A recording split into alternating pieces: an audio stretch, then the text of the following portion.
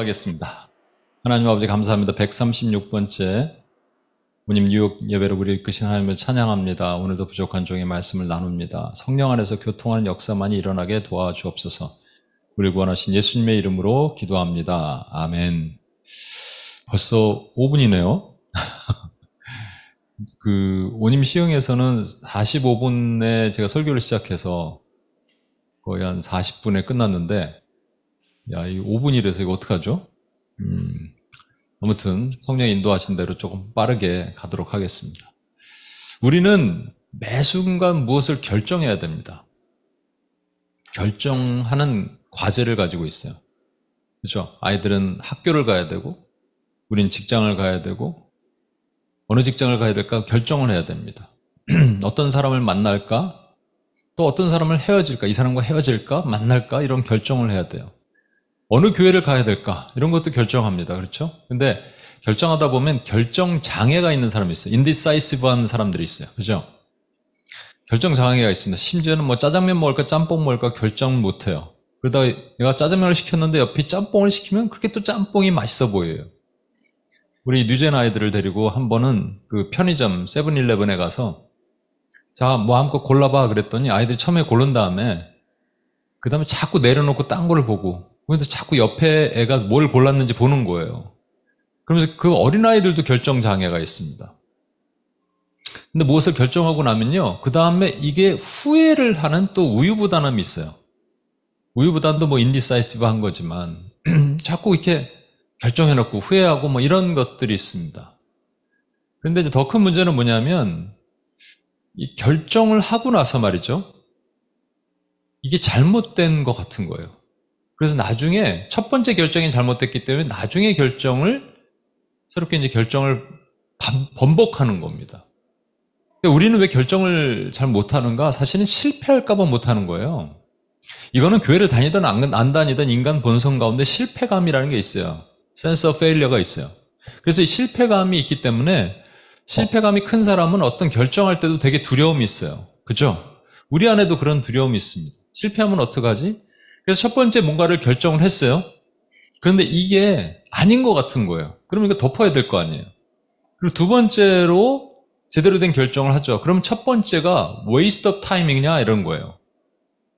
아니 실제 그럴 걸까요?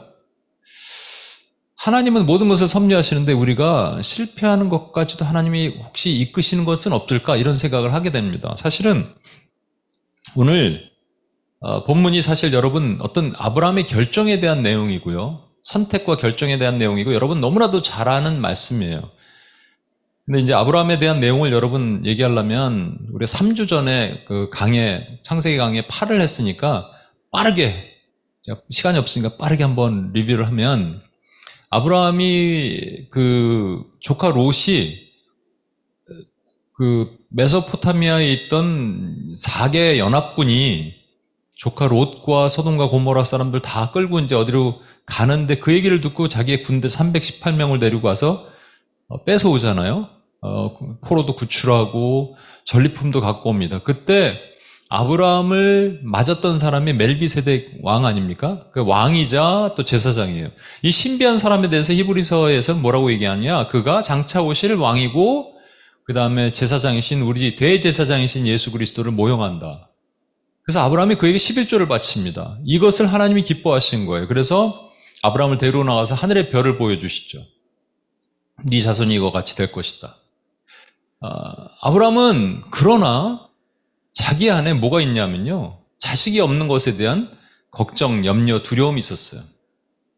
근데 하나님이 아브라함에게 나타나셔서 뭐라 그러냐면 아브라함아 이러면서 내가 너의 방패가 되고 너의 큰 상급이 될 거야. 방패는 보호자는 거죠. 보호하는 거. 근데 큰 상급이라는 건 뭐냐면 하나님이 우리의 큰 상급이라는 거예요. 하나님이 우리의 상급이 되시면 내가 하나님을 소유하고 있으면 우리는 하나님이 모든 것을 가졌기 때문에 모든 것을 가질 수 있거든요. 아브라함이 그렇게 얘기를 하는데 아브라함은 솔직히 그게 그렇게 마음에 와닿진 않았을 거예요. 왜냐하면 하나님은 안 보이잖아요. 솔직히 말씀드리면. 저에게 만약에 하나님이 이렇게 말씀하십니다. 아들아 내가 너의 큰 상급이 되어줄게. 와 아들아 내가 너에게 오님교회 2배의 인원을 증가시켜 줄게랑 저에게 결정하라면 제가 마음은 하나님이 큰 상급을 받고 싶지만 육신은 안 그렇거든요. 왜냐면 눈에 딱 보이는 게 있잖아요. 근데 사실은 이게 믿음이거든요. 하나님을 소유하면 모든 것을 소유하는데. 근데 아브라함도 그랬어요. 그래서 아브라함이 하나님 내 종 엘리에셀이나 나의 상속자가 되기를 원합니다. 그랬더니 아니라 그러시는 거예요. 그러면서 뭐라 그러시죠? 네 몸에서 날 씨가 네 상속자다. 근데 이 얘기를 누구한테 했다고요? 예, 아내 사례에게 한 거예요. 그때 사례 입장에서 보세요. 지금 자식을 지금까지 못 낳는 거. 그때 아브라함 나이가 85세고 자기 나이가 75세예요. 그때까지 자식을 못 낳는 이유가 지금 남편 때문인지 자기 때문인지 헷갈렸는데 하나님이 뭐라고 하시냐면 아브라함의 몸에서 날 씨가 그가 상속자라는 거예요. 그러면 문제가 누구에게 있는 거예요? 자신에게 있는 거잖아요. 그러니까 이것을 알고 사레가 선택한 것은 그의 몸종 하갈에게 아브라함을 첩으로 주는 거죠. 하갈을 아브라함의 첩으로 주는 거예요. 그 당시 고대 근동은 어떻게 한다고요? 고대 부족 사회는 종은 주인의 것이에요. 주인의 소유물이에요. 그래서 첩이 비록 몸종이 자식을 낳으면 주인 거예요. 그러니까 그게 사레의 자식이 되는 겁니다. 하갈의 자식이 되는 게 아니라 사레의 자식이 되는 거예요. 그런데 하갈이 이상한 행동을 합니다. 임신한 다음에 자기의 주인 사레를 모욕하기 시작해요. 여러분 이것을 이제 우리가 다른 관점으로 한번 보자 그랬죠. 뭐냐면 사레는 하나님께 받은 언약이에요. 우리로 따지면 비전이에요. 근데 이것이 시간이 지나면서 비전이 약화될 수가 있어요. 왜? 눈에 나타나는 게 없잖아요. 그때 우리 안에 있는 뭐가 우리를 모욕하냐면 하갈이 나타나서 모욕한다는 거예요. 여러분 비전에는 3가지가 존재하거든요. 사람이 있어야 되고 그리고 장소, 시간입니다. 저에게는 여러분이 계세요. 그죠? 여러분과 개척 멤버예요. 웬만한 교회는요.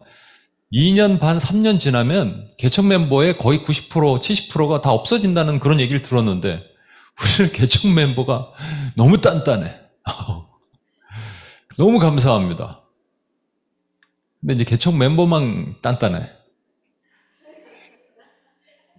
그리고 2021년 코로나가 한참일 때 세우셨어요. 시간. 그리고 맨하탄 이 한복판에 딱 여기 29가에 우리 교회를 세우셨어요.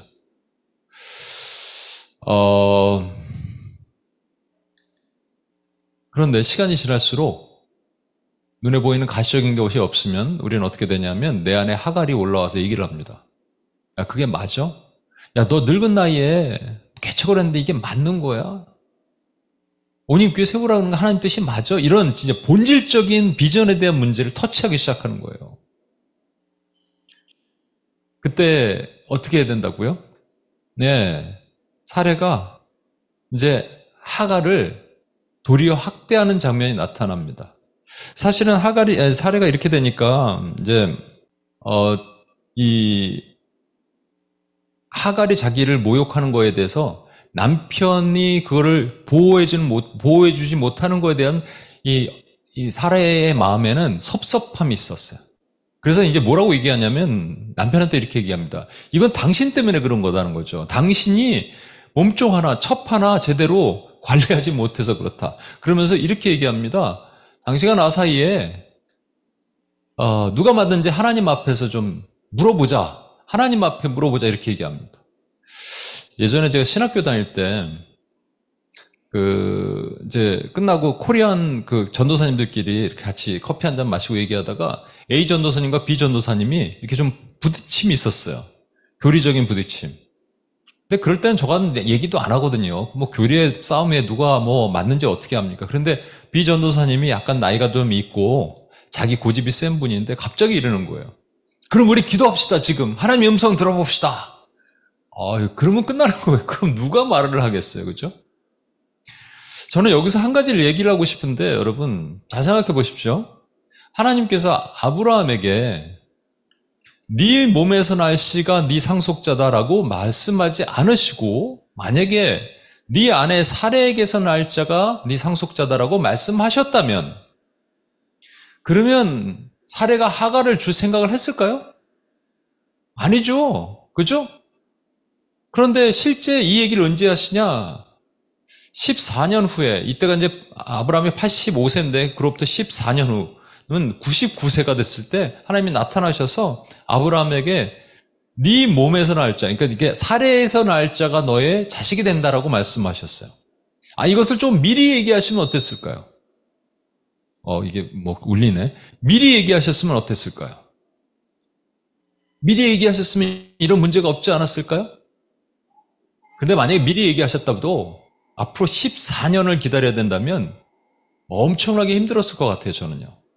하나님이 이 모든 것을 아시는 거예요. 그렇죠? 그럼에도 불구하고 미리 얘기하지 않으시고, 그리고 그럼으로 인해서 하갈이 첩으로 들어오고, 첩으로 인해서 하갈이 이스마엘을 낳는 일을 하게 됩니다. 여러분 6절에 보시면, 그래서 아브라함이 사레에게 이르되 여종은 당신 수중에 있으니 당신의 눈에 좋을 대로 그에게 행하라 합니다. 그러니까 사레가 하갈을 학대하기 시작해요. 그러니까 하갈이 사레 앞에서 광야로 도망갑니다. 우리가 얼핏 봐서는 이것이 본초와 첩간의 그냥 치정관계의 어떤 다툼 정도로 생각하지만, 이게 그게 아니라고 지난번에도 제가 갈라디아서의 말씀을 바울이 인용한 걸 말씀드렸는데, 갈라디아서 4장 22에서 26 좀 하나로 묶어놨더니 좀 헷갈리는데 제가 읽어볼게요. 기록된 바 아브라함에게 두 아들이 있으니 하나는 여종에게서 하나는 자유 있는 여자에게서 낳았다 하였으며, 여종에게서는 육체를 따라 낳고 자유 있는 여자에게서는 약속으로 말미암느니라. 이것이 비유니 이 여자든 두 언약이라. 하나는 신의 산으로부터 종을 낳은 자니 곧 하갈이라. 이 하갈은 아라비아에 있는 신의 산으로서 지금 있는 예루살렘과 같은 곳이니 그가 그의 자녀들과 더불어 종노릇하고, 오직 위에 있는 예루살렘은 자유자니 곧 우리의 어머니라. 아브라함에게 두 명의 아들이 있는데 하나는 육체를 따라 낳고 하나는 영을 따라 낳았다는 거예요. 하갈은 땅에 속한, 신의 산, 땅에 속한 자의 어미가 되고, 사라는 하늘에 속한, 예루살렘에, 하늘에 있는 예루살렘에 속한 자의 어미가 된다는 겁니다. 무슨 말이냐? 하갈은 종이기 때문에 종에서 난 자는 종이에요. 계속 그러니까 종이에요. 결국 종노릇할 수밖에 없는 자를 낳는데, 사라는 자유인이었단 말이에요. 주인이기 때문에 사라에게서 난 자는 자유인이 된다는 겁니다. 이 얘기를 갈라디아 교인들에게 한 거예요. 또 동시에 비슷한 얘기를 누구에게 했냐면요, 로마서에서도 동일하게 얘기해요. 로마서 9장 7절에서 8절. 또한 아브라함의 씨가 다 그의 자녀가 아니라 오직 이삭으로부터 난 자라야 내 씨라 불리리라 하셨으니, 곧 육신의 자녀가 하나님의 자녀가 아니요 오직 약속의 자녀가 씨로 여기심을 받느니라. 무슨 얘기냐면 로마 교인에게 한 얘기입니다. 아브라함이, 너희는 아브라함에게, 원래 로마 교회는 이방인들이 아니에요. 그죠? 이스라엘과 전혀 상관이 없습니다. 너희는 이스라엘과 족보상은 아무 상관없지만 너희는, 너희 믿음의 조상은 아브라함이야. 왜냐하면 아브라함에게 두 아들이 있는데, 두 여자가 있는, 첩이 있는데, 부인이 있는데, 한 명은 몸종에서 낳고, 그래서 그의 자손들은 다 종이야. 근데 너희는 종이 아니야.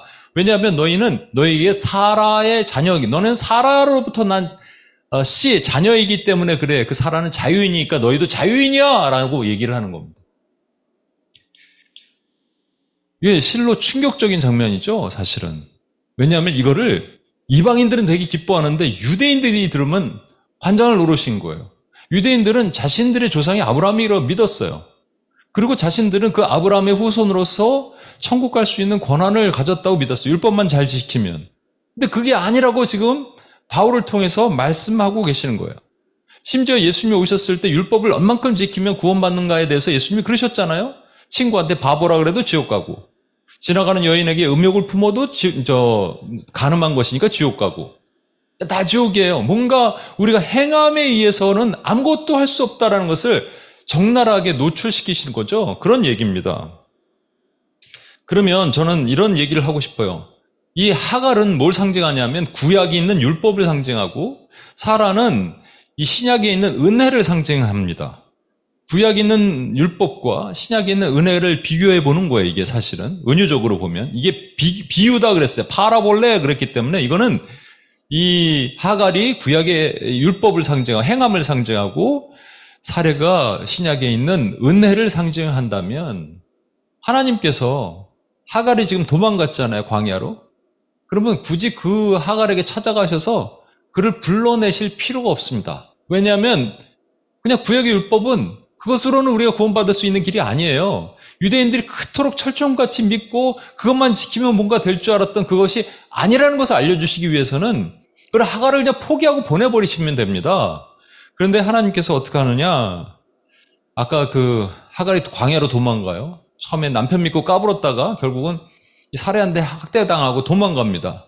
그리고 광야에서 어떤 샘물 곁에 있는데 천사가 나타나요. 천사가 나타나서 하갈에게 뭐라 그러냐? 하갈아, 네가 어디서 왔고 어디로 가느냐? 하갈의 이름을 부르는 거예요. 그러니까 하갈이 깜짝 놀라죠. 자신의 이름을 하는 거예요. 오, 하나님이 나를 생각하시는구나. 나를 살피시는구나. 이렇게 생각을 해요. 그런데 바로 그 다음에 이어서 이런 말을 합니다. 하나님께서 이런 말씀하세요. 9절 보십시오. 여호와의 사자가 그에게 이르되 내 여주인에게 돌아가서 그 수하에 복종하라. 여러분 A와 B가 싸웠는데 갑자기 누가 A 편만 들면 B가 섭섭해하죠. 동일한 것 같지 않으세요? 하나님이 마치 사라의 편을 들으시는 것 같아요. 그렇지, 하나님은 사라 편이지, 주인 편이지, 나 같은 몸종의 편이 되겠어? 라고 생각하는 거예요. 그리고 그러겠지라고 했는데 그 다음에 아닌 거예요. 하나님이 이런 말씀하십니다. 10절에서 11절 보세요. 여호와의 사자가 또 그에게 이르되 내가 내 씨를 크게 번성하여 그 수가 많아 셀 수 없게 하리라. 여호와의 사자가 또 그에게 이르되 내가 임신하였은즉 아들을 낳으리니 그 이름을 이스마엘이라 하라. 이는 여호와께서 내 고통을 들으셨습니다. 그래서 하갈이 이 얘기를 듣고 너무 감사해서 그 우물을 부엘라 헬로이, 하나님이 나를 살피셨다. He takes care of me. 이렇게 딱 말합니다. 여러분, 그런데 이상하지 않아요? 하갈이 율법이라며요. 율법으로는 구원받을 수 없다며요. 그럼 왜 돌아가라 그러셨을까요? 그냥 하나님이 하갈을 그냥 광야에서 죽든 말든 그냥 내버려 두셔야 될 거 아니에요. 그런데 사라에게로 돌아가서 그에게 순종하라, 그에게 복종하라 하셨다는 거예요. 저는 이 과정에서 어떤 게 느껴집니까? 하나님께서 하갈을 매우 아끼시고 또 이스마엘에게 큰 복을 주시고 하는 뭔가 그런 느낌이 들지 않아요? 그렇게 생각 들지 않아요? 여기서 혼선이 오는 거예요. 그런데 이런 각도로 우리가 볼 수 있어요. 아까 말씀드린 대로 율법이 구약을 상징하고 은혜가 신약을 의미한다면 우리 초기 신약 시대에 있으면서도 끝까지 율법으로 살았던 사람들이 있습니다. 그게 유대인들이에요. 갈라디아서 아까 말씀 보면 갈라디아가 이제 터키에 있거든요. 이방인들이에요. 그들에게 지금 뭐라고 바울이 아까 얘기한 거냐면 동일해요. 로마서에도 말한 것처럼 너희는 믿음의 조상이 아브라함이야. 너희랑 족보상으로는 아무 상관이 없어. 그러나 너희 믿음의 조상이에요. 왜냐하면 아브라함이 본처 사라에게서 난 자가 자유인인데 너희는 자유인이야. 너희는 죄에 묶여 있지 않아. 라고 얘기하는 거예요. 너희가 뭔가 doing something 해서 그것을 얻은 것이 아니라 오로지 은혜로 얻었어. 구원을. 이렇게 얘기하는데 갑자기 유대인들이 그 갈라디아 교회를 가는 거예요. 그러더니 너희가 뭔가를 행했어? 율법 알아? 율법 몰라? 그럼 너희는 죽어. 할례 받았어? 안 받았어? 그럼 너희는 죽어. 자꾸 얘기를 하는 겁니다. 그러니까 바울이 그렇게 얘기한 거예요. 그게 아니다. 너희는 옛날로 다시 돌아갈 수 없어. 라고 얘기를 하는 거거든요. 여러분, 여기서 한 가지 더 할게요. 그들이 유대인들이에요. 그러니까 유대인들이 율법을 지켰던 유대인들인데 이 일반적인 유대인보다 더 율법을 사수하고 끝까지 목숨 걸어 지켰던 사람들의 부류가 있습니다. 누구예요? 바리새인입니다. 여러분, 예수님이 바리새인들 뭐라 그러셨는지 아세요? 독사의 자식아 그랬습니다. 뱀 새끼라는 말이에요. 마귀 새끼. 또 뭐라 그러셨냐면 예수님께서 이 화 있을진저, 화 있을진저, 그 저주예요. 컬스 하신 거예요. 와, 웬만하면 주님께서 하나님이 낳으신 자녀, 하나님의 백성을 저주하실 수 있어요? 근데 저주하신 거예요. 그들의 심각한 문제가 뭡니까? 여러분, 바리새인들이 진짜 나쁜가요? 여러분, 바리새인들은요, 하나님의 그 말씀에, 교리에 정통하고 성경에 박식할 뿐만 아니라 그것을 지키려고 엄청나게 노력했던 사람들입니다. 바리새인과 같이 등장하는 사두개인이라고 세두시라는 사람들이 있죠. 그 사람들은 그 헤롯의 정치에 결탁해서 로마에 편승한 사람들이란 말이에요. 그들은 종교를 떠난 사람들이에요. 짝퉁이에요. 또 바리새파와 같이 있었지만 이꼴저꼴 뭐 그냥 여기 성전을 지키면서 있는 것보다는 그냥 광야에 가서 살게 했던 SM파가 있습니다. 옛날로 말하면 수도승과 같은 거죠. 그런데 바리새인은 그러지 않았어요. 철통같이 이 믿음을 지키고 그것을 백성들에게 알려주고자 했어요. 율법을 사수하고자 했던 사람들이에요. 그래서 그들은요, 믿음의 아이콘이었습니다, 사실은. 존경받는 사람들이었어요, 백성들로부터. 그럼 문제가 뭐예요? 바리새인들 왜 주님께서 독사의 자식이라 그러셨어요? 이유는 한 가지예요. 그들의 외식함이에요. 외식이 뭐예요, 여러분? 겉은 뭔가 하는 것 같은데 속은 썩어 있는 거예요. 표리부동. 그래서 예수님이 뭐라 그랬냐면 너희는 회칠한 무덤이다 그러셨어요. 회칠한 무덤이다. 여러분, 회칠한 무덤이 뭐냐면요. 이스라엘은 돈 많은 사람들은 굴에다가 장사를 지내고요. 돈 없는 평민들은 땅에다가 일단 사람을 묻어놓는데 이렇게 분봉하지 않고 그냥 편편한 플랫한 곳에다가 땅에다 묻어놓으니까 어디가 이게 무덤인지 모르거든요. 유대인들은 이 부정한 것을 만지면 7일 동안 또 부정한 상태로 있었어요. 시체를 만지면 안 돼요. 시체를 지나가도 안 돼요. 그러니까 거기다가 여기는 무덤입니다 하고 하얀색으로 회칠을 하는 거예요. 이게 회로 칠하는 겁니다. 하얀색, 화이트닝을 해놓은 거예요. 그런데 이 안에 썩어 있잖아요. 겉만 하얗잖아요. 이 모습이 바리새인 너희들의 모습이다라는 거예요. 바리새인들은 뭐 했습니까? 기도 길게 했어요. 혼자 골방에서 기도 안 했어요. 꼭 시장에서 기도했어요. 사람 많은 데서 기도했어요. 헌금을 낼 때도요. 동전이니까 높은 데서 위에로 탁탁탁 떨어뜨렸어요. 왜? 내가 이만큼 헌금한다. 구제할 때도 결코 절대로 숨어서 하지 않았어요. 드러나게 했어요. 이게 문제라는 거예요.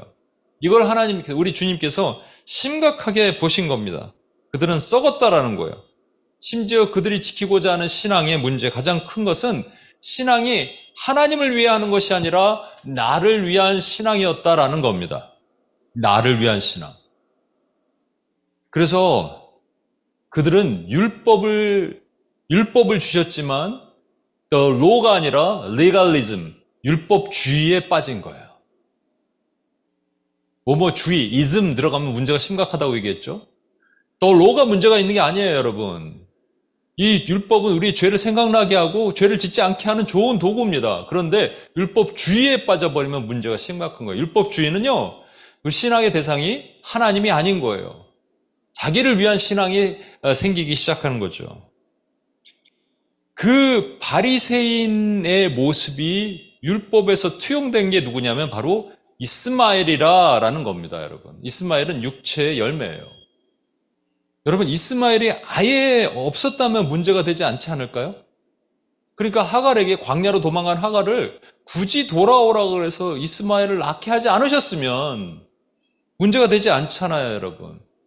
여러분, 또 이런 얘기가 있어요. 이스마엘이 이게 아라비아에 살던 유목민의 조상이 됩니다. 근데 아라비아에 사는 유목민들이 나중에 누가 됐냐면 아랍인들이 돼요. 아랍인들이 현재 지금 20개 국가의 아랍인들이 있죠. 미안한 얘기입니다만 지금 아랍 펀더멘탈리스트, 그러니까 근본주의자들이, 무슬림 펀더멘탈리스트들이 전 세계 테러의 90% 이상 그들에게서 나와요. 911부터 시작해서 파리 테러, 최근에 모스코바 테러부터 시작해서 수많은 테러, 또 팔레스타인과 이스라엘의 전쟁이 지금 벌써 6개월이 지나가고 있는데 그들의 그 수많은 전쟁, 이런 것들도 지금 왜 일어나고 있는가? 궁극적으로 따지면 아브라함이 하갈을 취해서 그런 거 아니냐, 기다리지 못하고 그래서 그런 거 아니냐, 이렇게 생각할 수 있잖아요.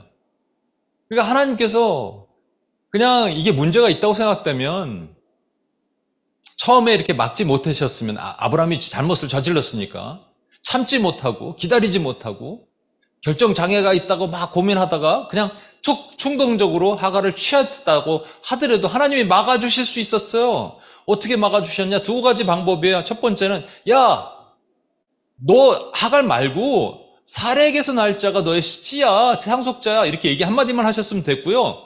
아니면 두 번째, 광야로 도망갈 하갈을 그냥 내버려 두시면 되는 거예요. 돌아오지 못하게. 도리어 막으시면 되는 거예요. 거기서 죽도록 만드시면 되는 거예요. 그런데 돌아가라. 그리고 어떻게 하셨다고요? 네 주인 사례에게 복종하라. 그 수하에 들어가라 하셨단 말이에요. 이것을 우리가 잘 해석을 해야 돼요. 저는 여기서 그 이스마엘이 뭐를 뜻한다고요? 이스마엘은 하갈이라는 구약의 율법을 통해서 난 육체의 열매예요. 그렇죠? 육체의 열매의 대표적인 사람이 바리새인이에요. 저는 세 권의 책을 여러분께 소개를 좀 드리고자 합니다. 첫 번째 책은 마이클 립스가 쓴 복음주의 바리새인입니다. Evangelical Pharisee. 마이클 립스라는 사람이 쓴 Evangelical Pharisee입니다. 마이클 립스는 바리새인들이 그토록 지키고자 했던 율법은 사실 하나님 자신임에도 불구하고 그들은 성경책이 신이 되었다 이렇게 표현하고 있어요. 그러니까 율법을 지키는 이유가 뭐냐면 하나님을 위해서가 아니라 율법 자체가 그들의 종교가 됐다는 말입니다. 리갈리즘이죠. 율법주의. 그래서 자신들의 열심과 충성을 뽐내기 위해서 힘썼던 사람들이다 하면서 이렇게 얘기합니다. 잘 들어보세요.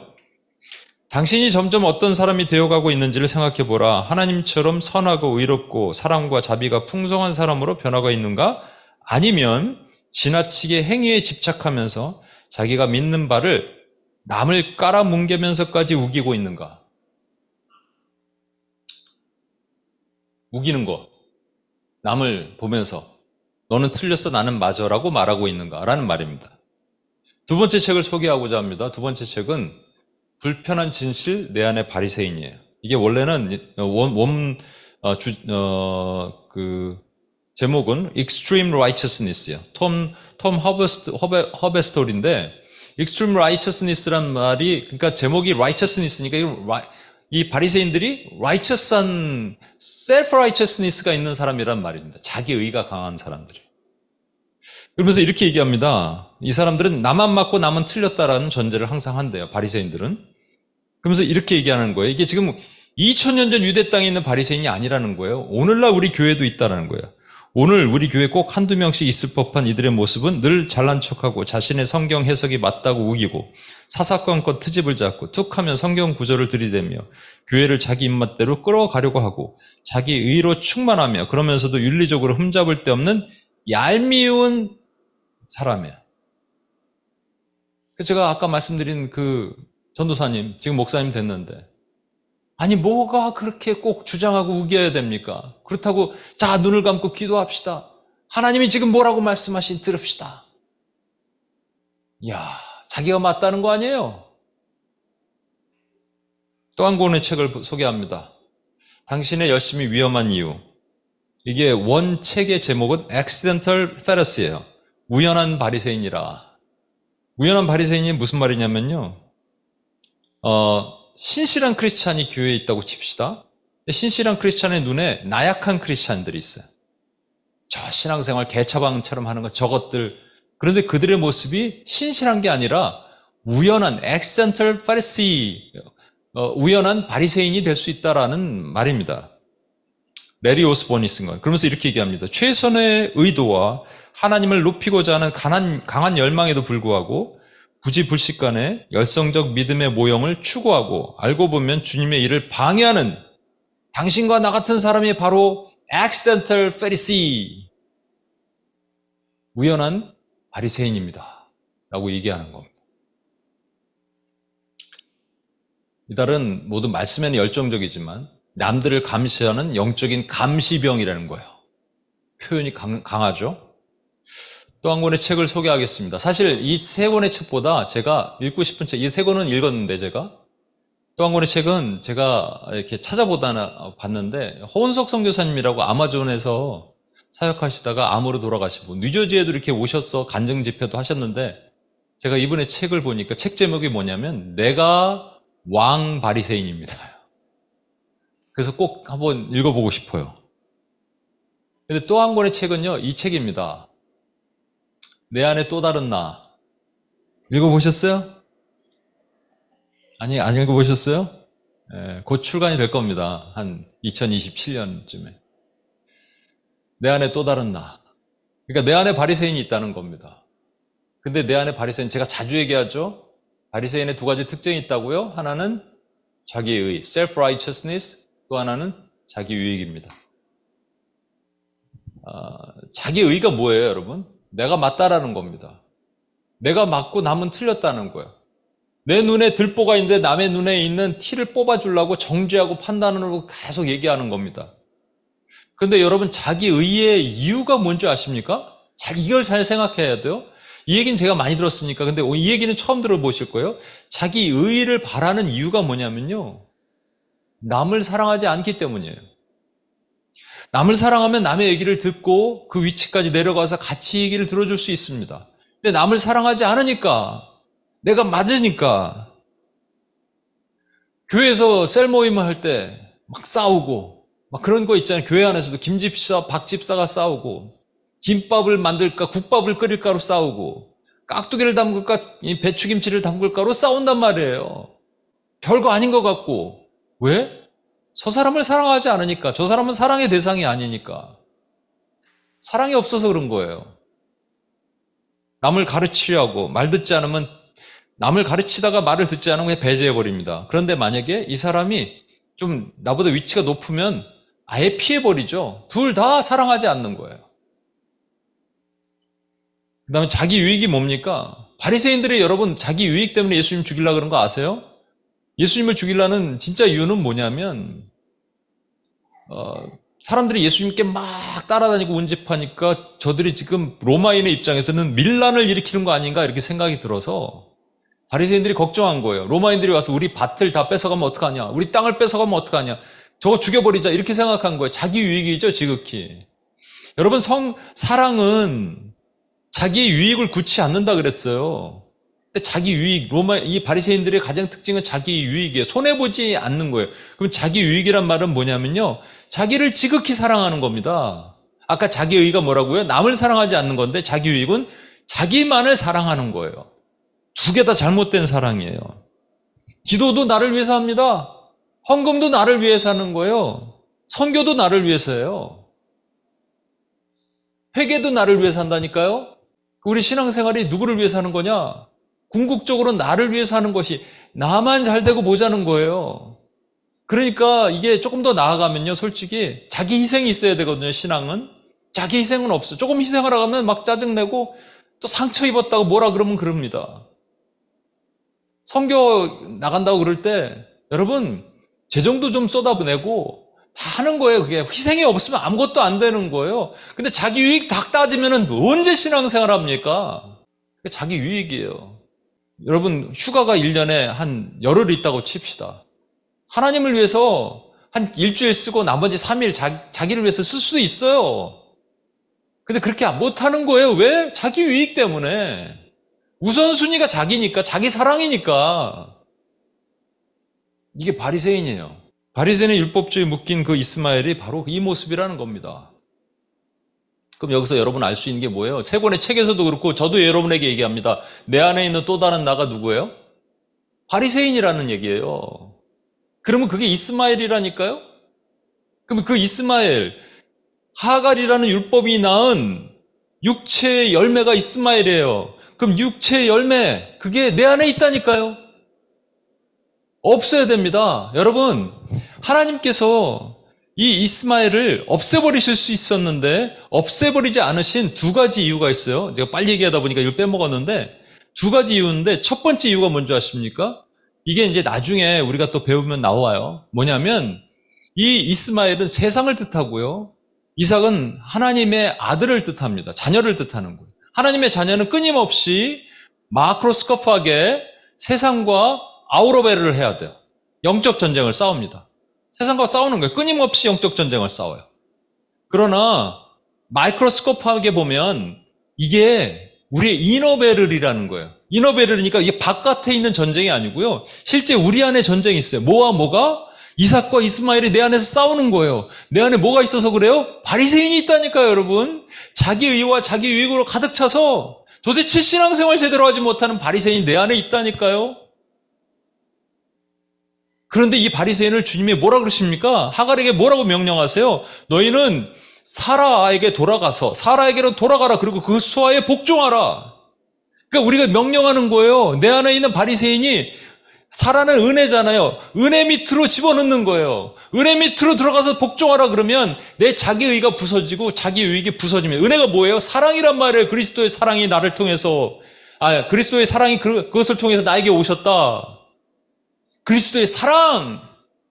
그러니까 내가 자기의는 남을 사랑하지 않는 거잖아요. 자기유익은 나만 사랑하는 거잖아요. 잘못된 사랑이잖아요. 이게 부서져야 되는 거예요. 내 안에 바리새인이 있으면 안 됩니다.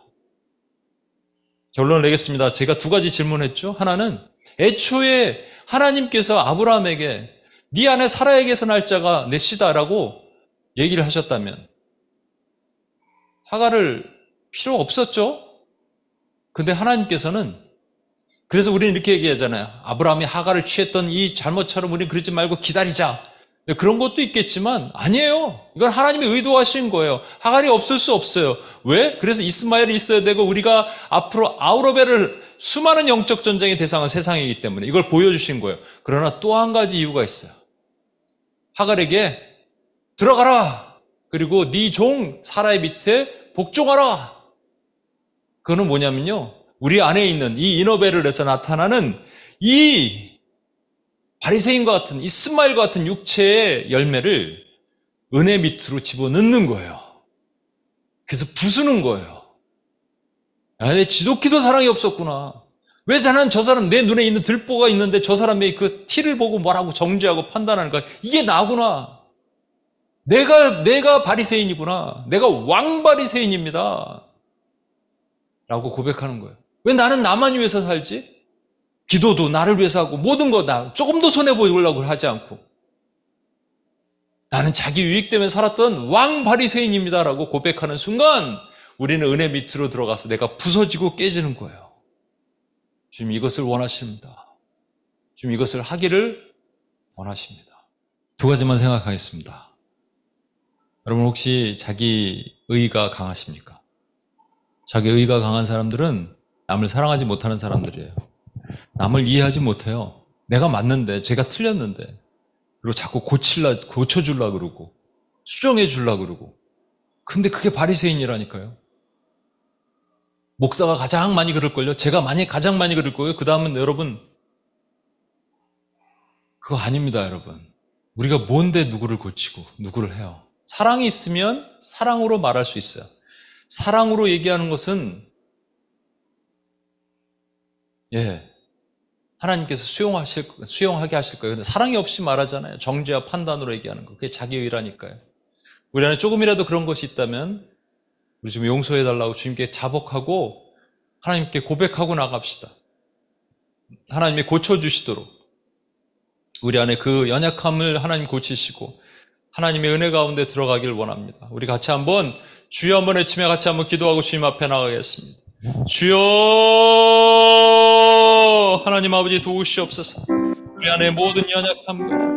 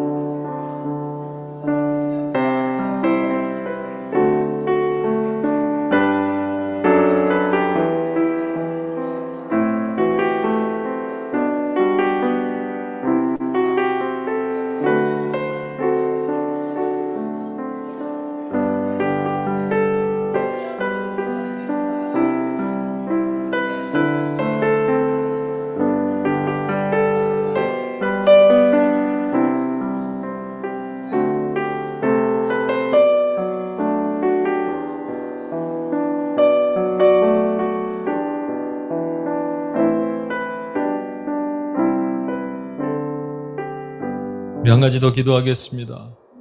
우리에게 자기 유익이 있어요. 자기 의는 남을 사랑하지 못하는 거라면 자기 유익은 나만 사랑한 거예요. 나만 잘 되고 보는 거예요. 철저히 왜곡된 겁니다. 자기 유익도 은혜 밑으로 들어가야 돼요. 은혜 밑으로 들어가면 다 깨집니다. 은혜는 하나님이 나를 이유 없이 사랑하신 건데, 값 없이 사랑하신 건데, 내가 뭔데 자기 유익으로 삽니까, 여러분? 여러분, 제발 자기 유익으로 살지 마세요. 그러면 하나님의 복을 여러분에게 주실 수가 없어요.